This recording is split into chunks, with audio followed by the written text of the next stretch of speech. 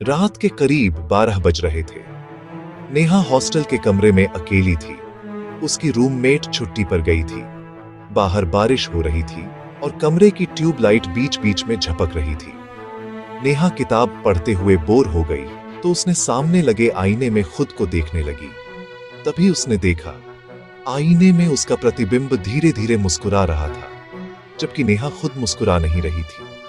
उसका दिल जोर जोर से धड़कने लगा। उसने तुरंत पीछे मुड़कर देखा, कुछ नहीं था।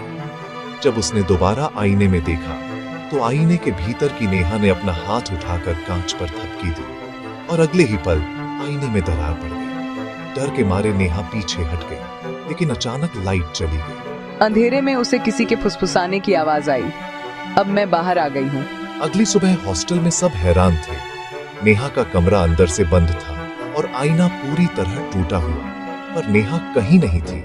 सिर्फ आईने के भीतर उसका प्रतिबिंब मुस्कुरा रहा था। नेहा कभी वापस नहीं आई। हॉस्टल के लोग उस कमरे में जाने से डरने लगे।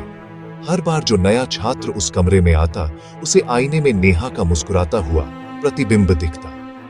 कहते हैं, आईने ने नेहा को अपने भीतर कैद कर लिया और अब वह हर रात किसी न किसी को खींचने की कोशिश करती है। सच्चाई या केवल डरावनी अफवाह, कोई नहीं जानता।